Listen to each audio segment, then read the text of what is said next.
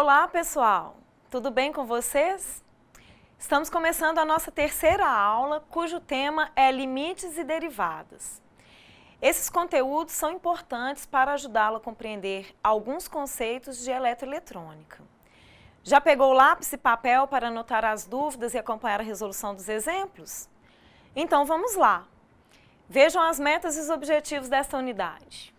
A meta desta unidade é apresentar noções básicas de limites e derivadas com aplicabilidade em eletrônica.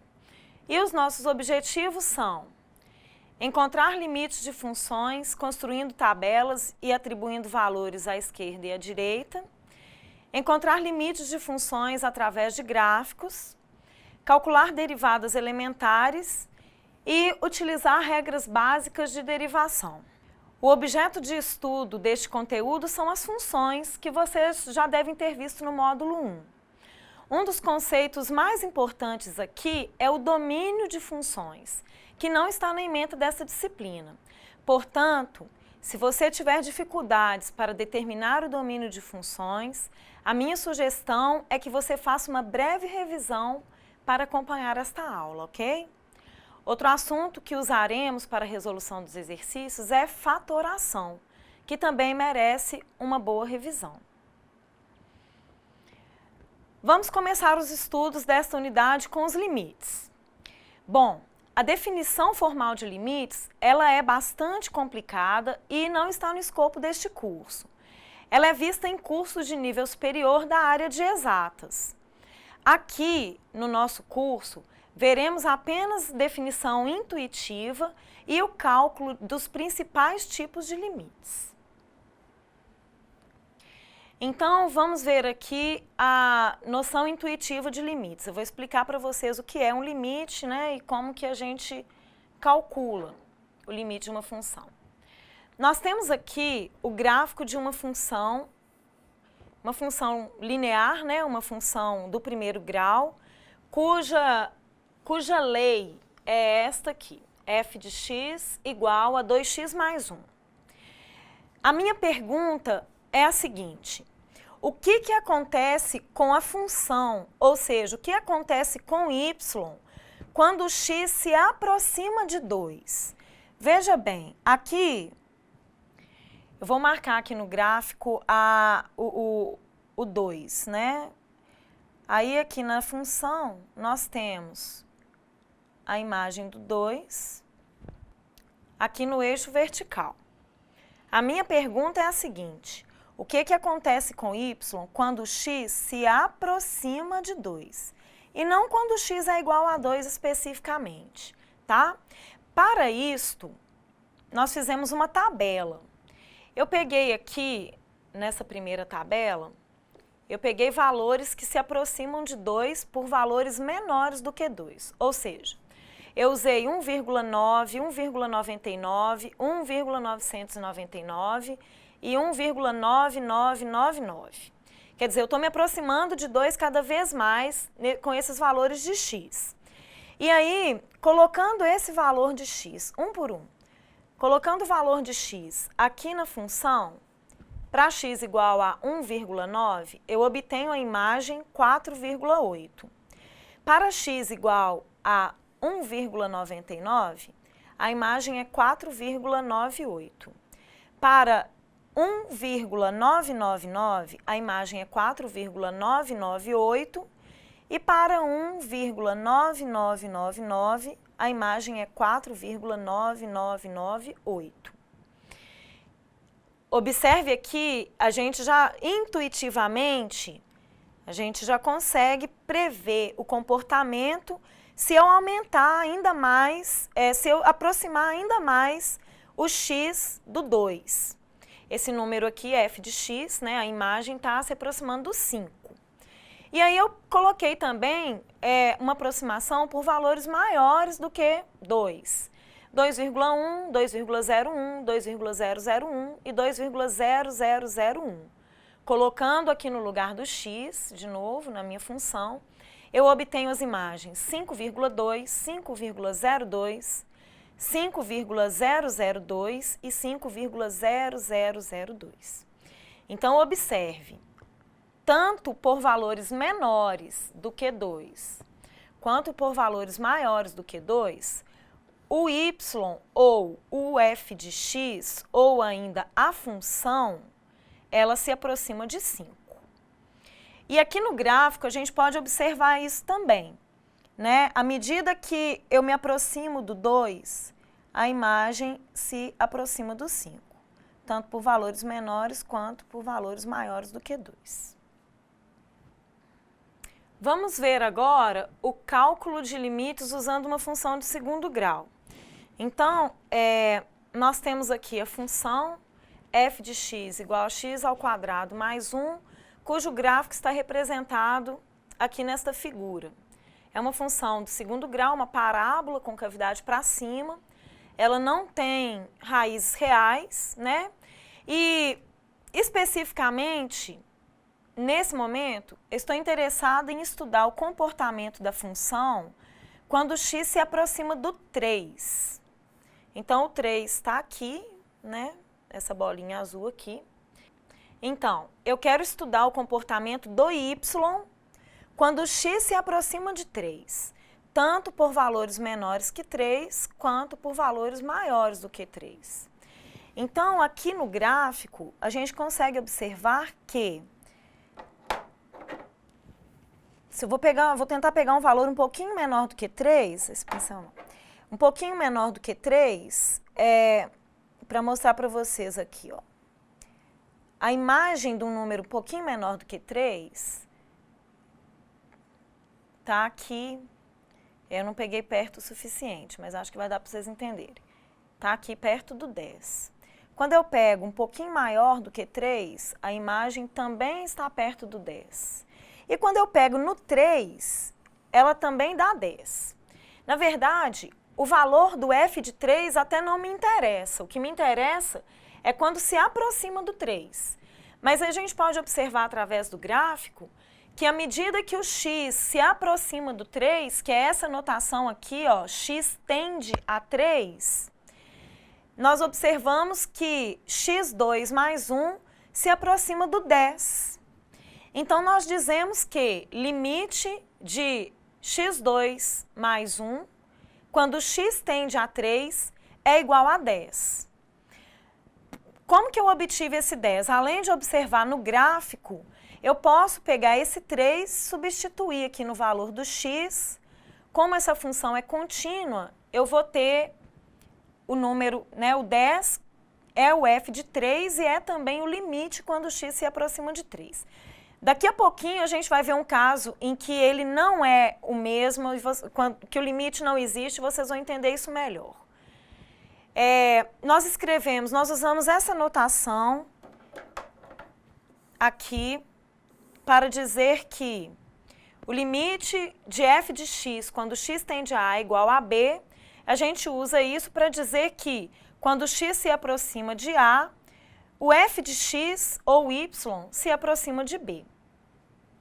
Observe que no cálculo dos limites, não nos importamos com o valor que a função assume no ponto de interesse. Ele está interessado em saber qual é o comportamento da função, o comportamento de y, quando x se aproxima do ponto de interesse, e não no ponto propriamente dito.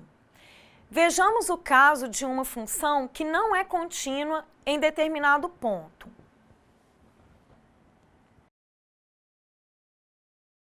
Nesse slide, eu vou mostrar para vocês, nós temos um gráfico que, na verdade, é o gráfico de uma função, mas essa função ela não é definida por uma única sentença, ela é definida por duas sentenças. Eu nem tenho a lei da função aqui, mas isso nesse momento não é interessante, não importa. Eu vou fazer uma análise gráfica dos limites aqui através dos limites dessa função.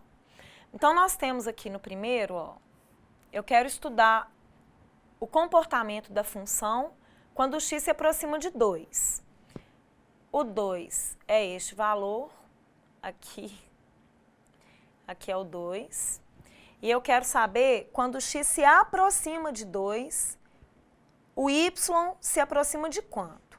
Então, pegando tanto por valores menores quanto por valores maiores, a gente observa que nós temos aqui, veja, a imagem está se aproximando do 4. Então, nós dizemos que o limite de f de x, quando x tende a 2, é igual a 4. Vamos pegar o x igual a 4. X igual a 4 é aqui. X igual a 4. Eu quero analisar o comportamento da função quando o x se aproxima do 4.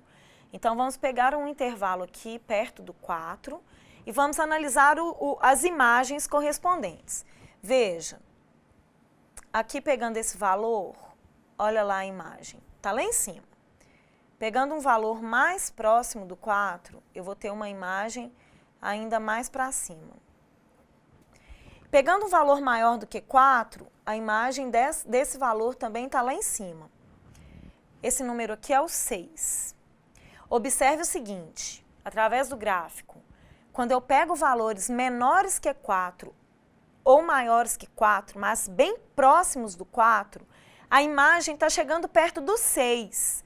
Por isso, nós dizemos que o limite de f de x, quando x tende a 4, é igual a 6. Agora, observe que o f de 4 não é 6. O f de 4 é este valor aqui, ó. O f de 4 é igual a 2. Mas, como eu disse anteriormente, não importa o valor da função no ponto. O que importa é o comportamento na vizinhança do ponto. Ok? E aí, da mesma forma, nós temos... Eu vou passar agora para x igual a... para x tendendo a 6, que é esse valor aqui. Esse limite, preste bastante atenção, esse limite não existe. Por que que ele não existe? Porque quando eu me aproximo do 6 por valores menores que 6, vou pegar um valor menor do que 6 aqui e vou marcar. Ó. A imagem está aqui embaixo, perto do 5. Quando eu pego um valor maior do que 6, mais próximo do 6, a imagem está lá em cima, perto do 8, né? 7, aqui é o 8. A imagem está lá perto do 8. Então, quando eu me aproximo de 6 por valores menores que 6, ou à esquerda de 6, que a gente usa esse símbolo aqui, ó, o limite seria 4. E quando eu me aproximo do x, quando eu me aproximo do x igual a 6, né? Quando eu me aproximo do 6 por valores maiores do que 6, a função, ou seja, o y, ele vai para 8. Como os dois limites, andando pelos dois lados, eu tenho valores diferentes, 4 e 8, a gente diz que o limite não existe. E, por fim, o limite quando x tende a 8. X tende a 8, o 8 está aqui. Observe que o 8 não pertence ao domínio da função, a bolinha está aberta aqui. Ele não pertence ao domínio da função, mas mesmo assim o limite existe. Por quê? Pegando por valores menores que 8 ou maiores que 8, o y se aproxima de 4. Então, dizemos que o limite de f de x, quando x tende a 8, é igual a 4. Mas será que todas as vezes que formos calcular um limite, teremos que fazer uma tabela com valores de aproximação ou então desenhar um gráfico? Não. Felizmente, existem várias propriedades para calcular limites. Veremos uma das principais aqui. Vamos ver a primeira.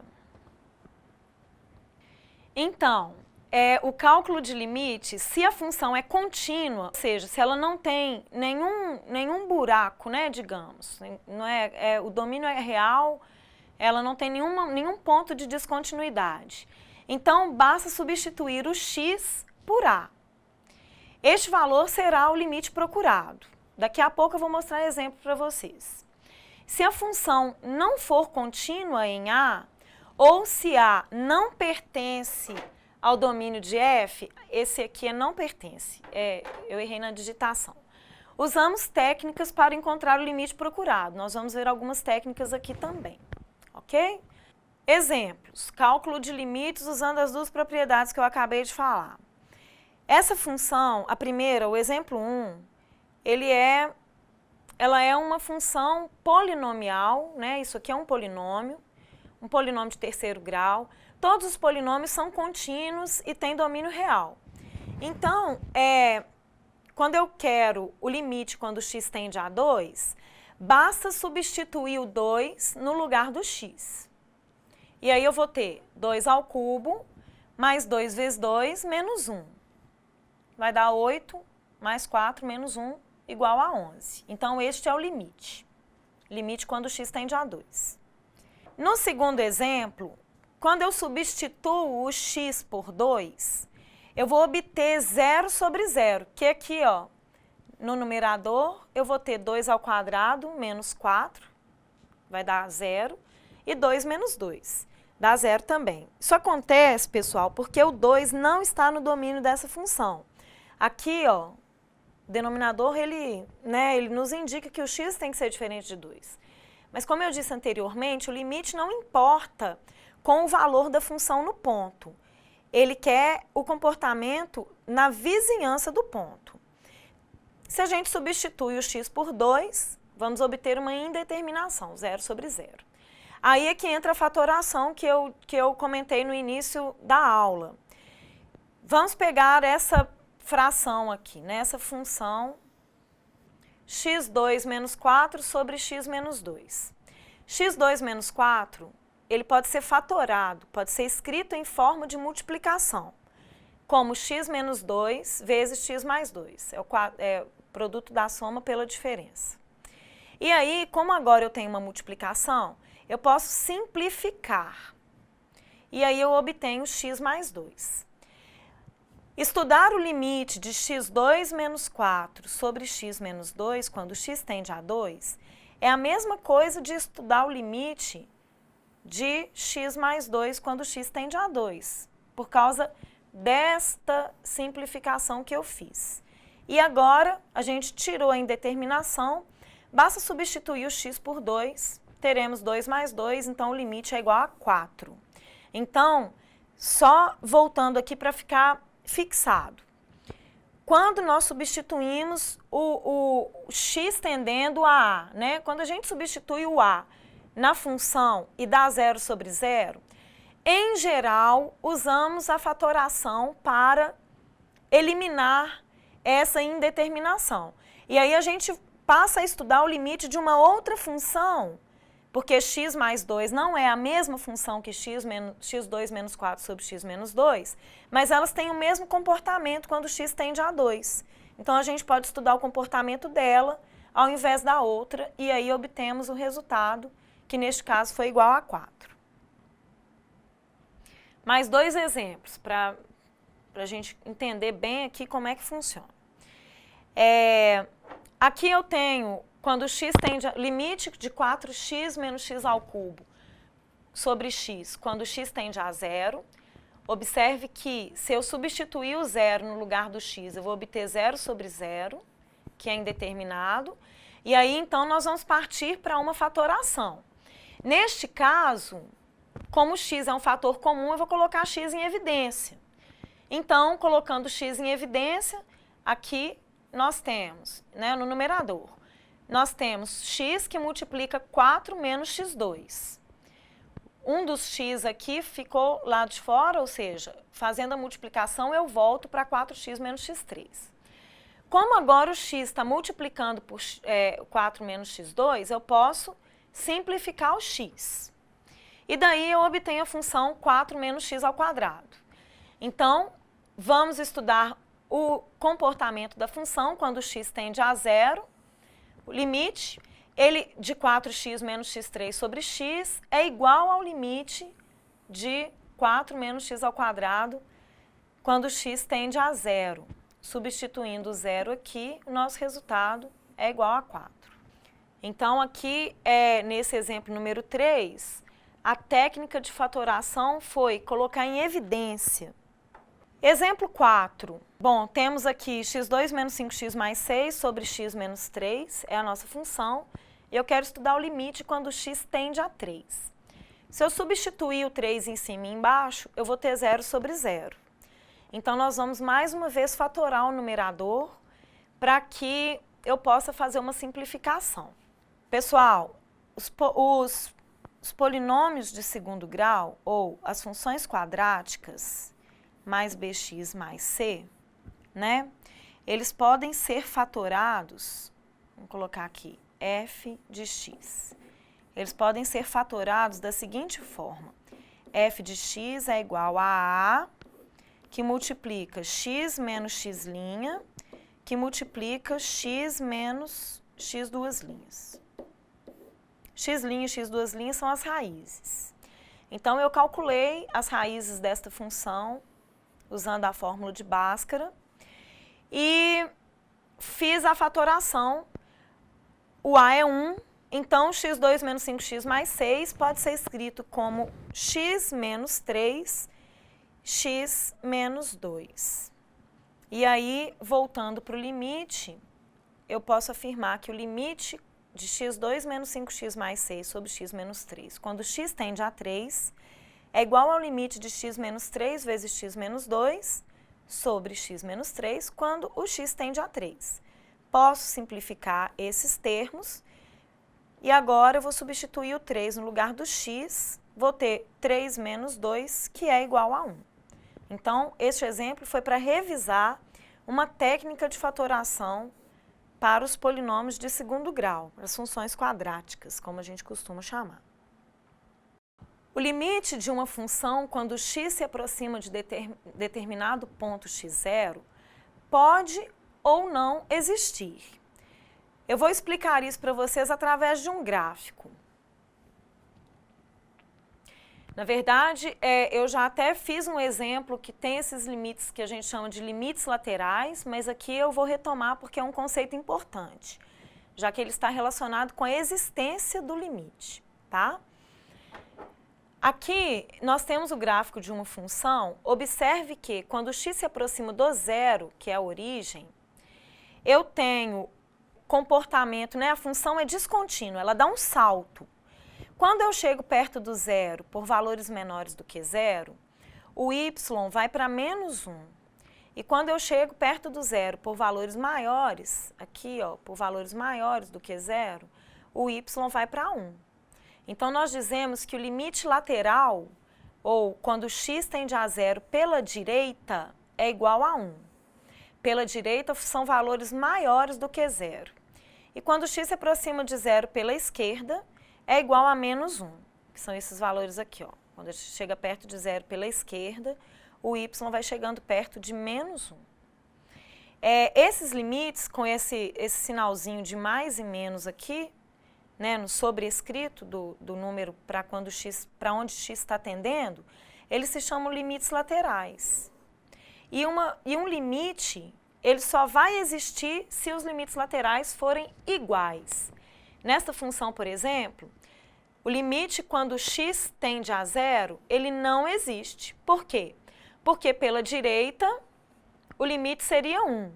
Pela esquerda, o limite é menos 1. Então, limites laterais diferentes, o limite quando x tende a zero não existe. Então, a existência de um limite está vinculada ao conceito de limites laterais, que analisa a vizinhança do ponto de interesse, que chamaremos de x0, pela esquerda e pela direita. Bom, o assunto de limites, como eu disse, ele é bastante complexo e é trabalhado por completo nos cursos superiores da área de exatas. Apresentamos aqui somente o essencial para dar andamento ao curso. Agora, nós vamos estudar as derivadas.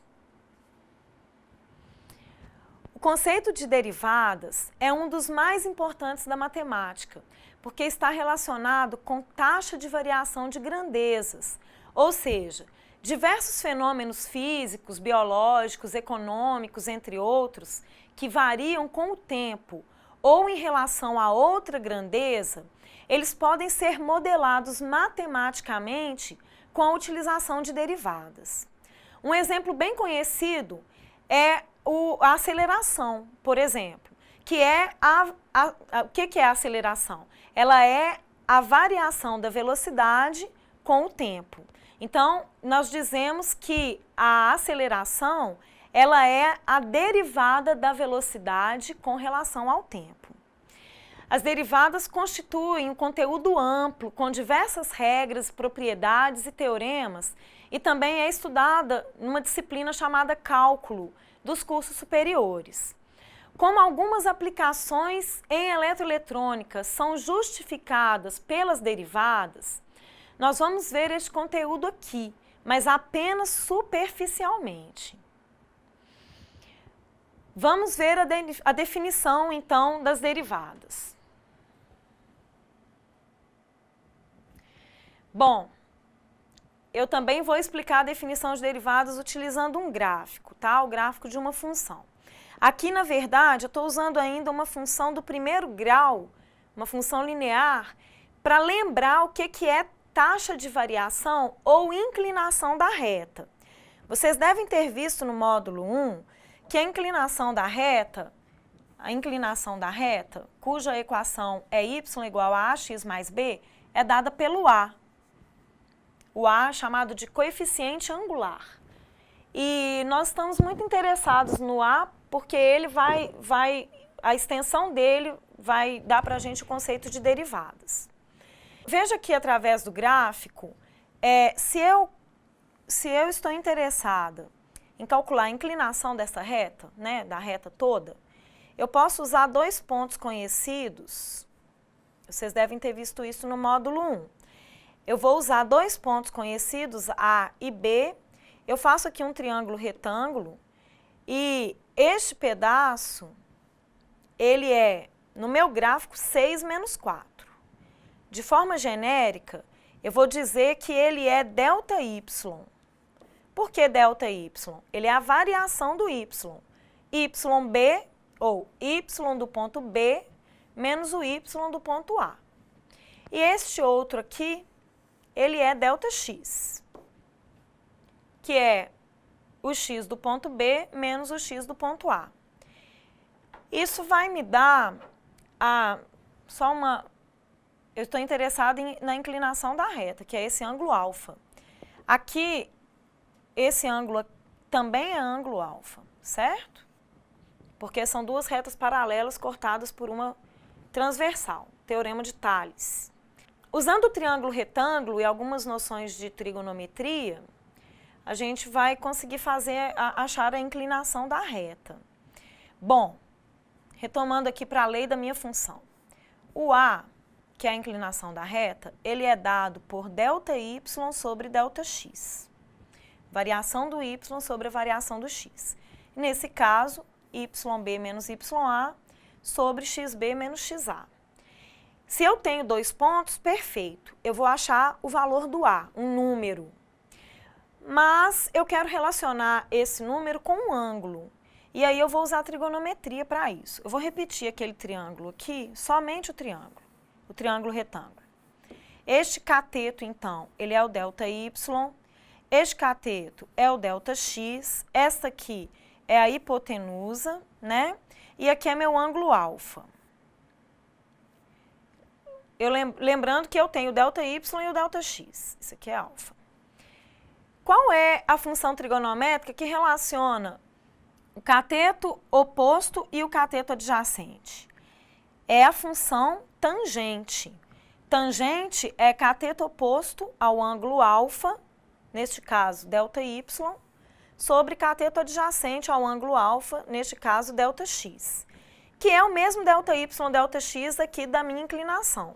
Então, na verdade, o A, que é o coeficiente angular, ele é a tangente de θ, onde θ é a inclinação da reta. Isso é relacionado à função do primeiro grau, que é uma reta. A gente vai estender esse conceito para curvas. Vejamos. Aqui eu já não tenho mais uma reta, uma função do primeiro grau. Eu vou destacar aqui de azul o gráfico da minha função. O gráfico da minha função é este aqui, ó. Eu não sei a lei da função, mas nesse momento não tem problema. Estou só querendo que vocês compreendam o conceito de derivadas, tá? Porque eu quero ainda saber a inclinação da reta tangente. Só que eu quero saber a inclinação de uma reta, ela passa pelo ponto P, a reta que está aqui em vermelho. Eu quero saber a inclinação aqui, ó, da reta T, tá? Ela é a reta tangente à minha curva no ponto P. Ela vai indicar o quanto a curva está crescendo naquele momento. Vocês podem observar que a curva ela vem aqui, ela cresce bastante no início e ela vai crescendo, mas ela vai diminuindo a velocidade de crescimento, chega num ponto máximo e começa a decrescer. Eu quero estudar o comportamento, eu quero estudar, para estudar um comportamento da função, eu preciso conhecer o comportamento da reta tangente. Só que aqui eu só tenho um ponto. Que no slide anterior eu tinha 2 pontos, então era possível calcular ΔY sobre ΔX. Aqui eu só tenho um ponto. E aí, como que eu vou fazer? Eu não tenho ângulo, eu também não tenho 2 pontos. Aí é que está a ideia de derivada. Nós vamos traçar uma reta secante. Eu vou traçar uma reta secante, aqui tem várias secantes, tem 3 secantes. Eu vou usar apenas uma. Eu vou usar essa reta secante aqui, ó. Tá? Eu vou traçar uma reta secante, por quê? Porque a reta secante toca o gráfico em 2 pontos. E aí eu posso fazer a inclinação da reta secante da mesma forma que eu fiz no slide anterior. Aqui eu vou ter o x do P, né, o x do ponto P. Aqui eu vou ter o x, então aqui é o x do ponto P, e aqui eu tenho o x do ponto Q. Aqui eu tenho a imagem do x do ponto P, que eu vou chamar de f de xp, e a imagem, vou pôr aqui em cima para não ficar muito embolado, f do x no ponto Q. Para esse gráfico, então, eu consigo calcular o ΔX sobre ΔY. Faço um triângulo retângulo, e aí tenho ΔX sobre ΔY da mesma forma que eu tinha antes. Este aqui é o meu ΔY. E este aqui é o meu ΔX.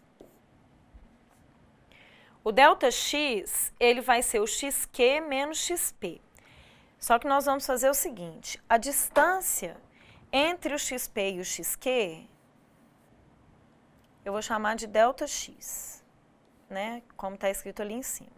Então, ao invés de escrever xq, eu posso escrever xp mais ΔX.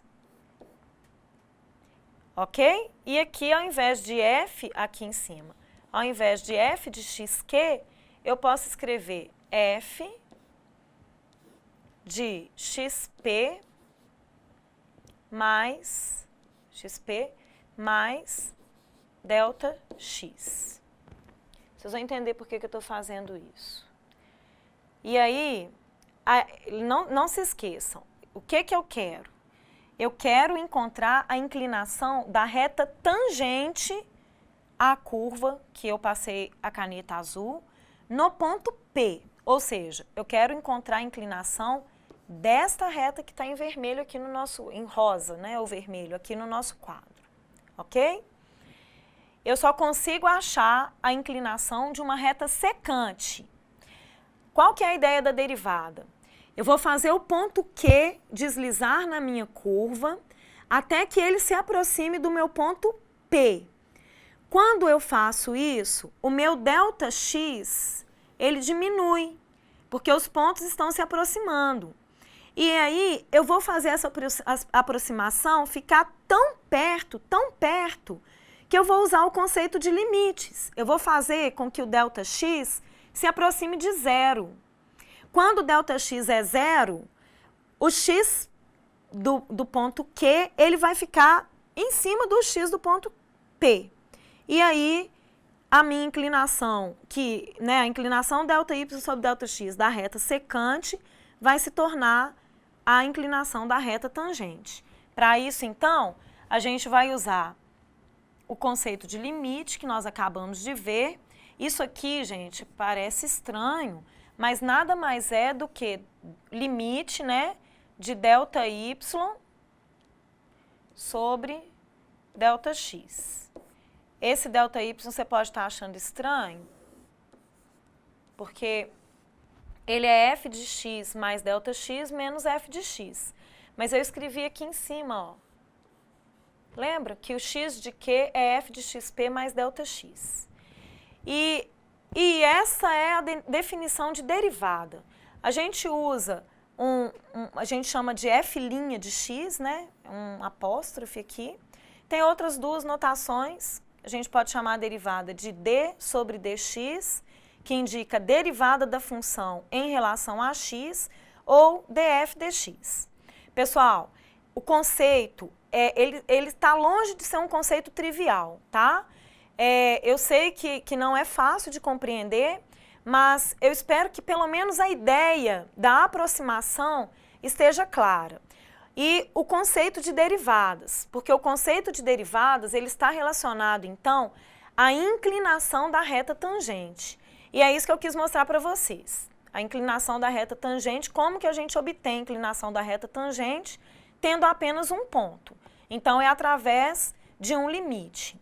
Os exercícios são mais simples, eu quis falar da definição para que você entenda um pouco do que está acontecendo. O cálculo de derivadas de funções usando a definição é fácil para funções elementares, mas se torna bastante complicado à medida que as funções ficam mais complexas. Mas e então, como fazer para calcular as derivadas sem usar essa definição que eu acabei de mostrar no slide anterior? Bom, existem regras de derivação que facilitam muito o nosso trabalho. Vejamos as principais. Então, vamos ver aqui as principais regras de derivação. Vocês vão ver como o cálculo de derivadas é simples, tá? Para os casos que nós vamos estudar aqui. Então, a primeira, essa notação também, não se assustem, é como se eu tivesse f de x igual a uma constante. Esse c aqui, ó, é c de constante. Então, quando eu tenho f de x igual a 3, por exemplo, vamos ver. Quem é a derivada de uma constante? A derivada de uma constante é sempre zero.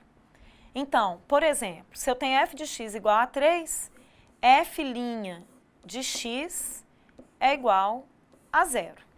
Para toda constante, a derivada é sempre nula, tá?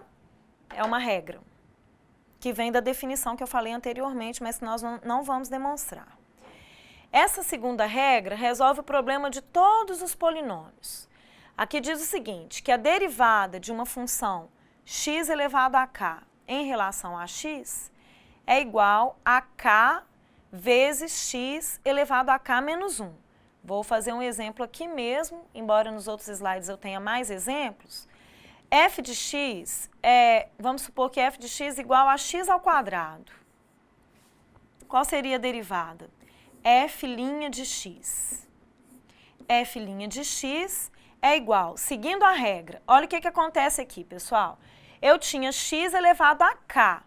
O k desce, passa a multiplicar o x e eu subtraio 1 no expoente. Então, aqui vai ficar 2, o 2 vai descer, vai vir aqui para multiplicar o x, 2x elevado a 1.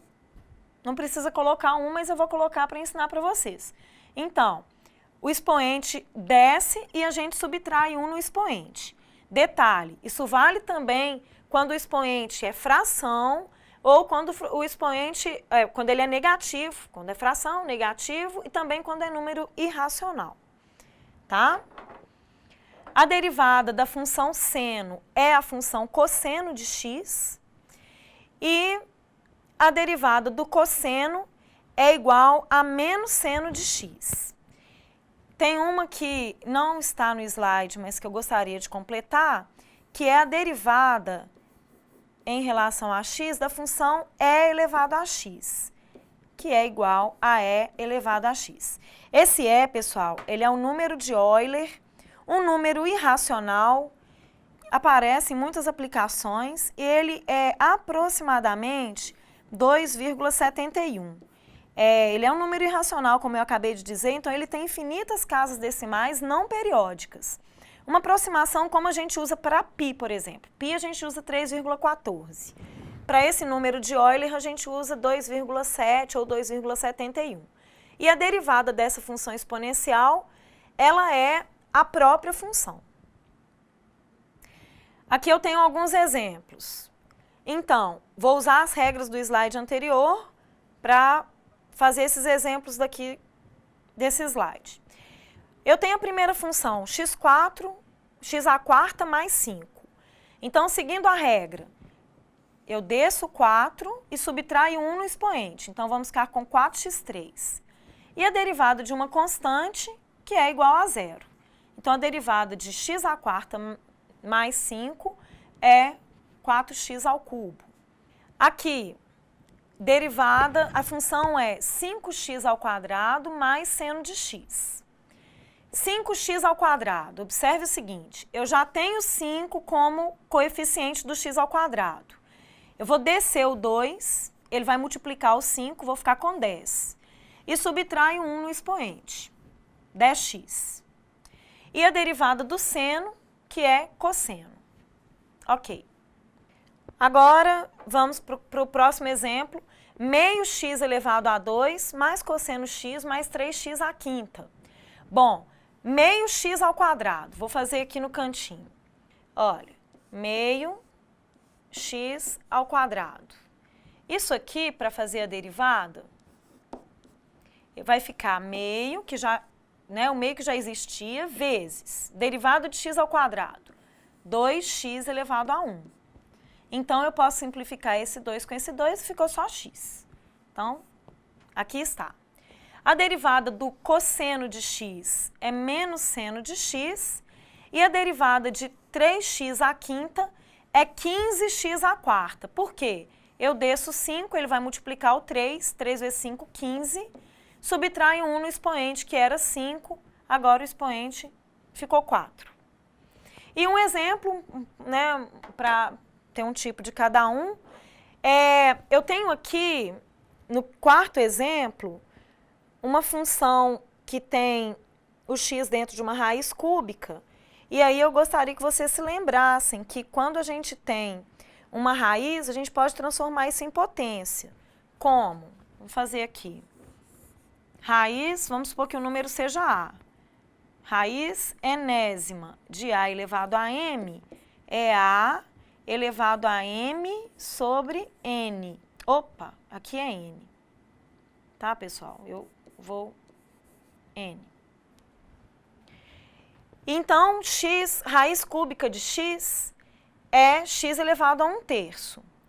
E aqui, o x está no denominador, então a gente pode colocar o expoente menos 1 e levar ele para cima.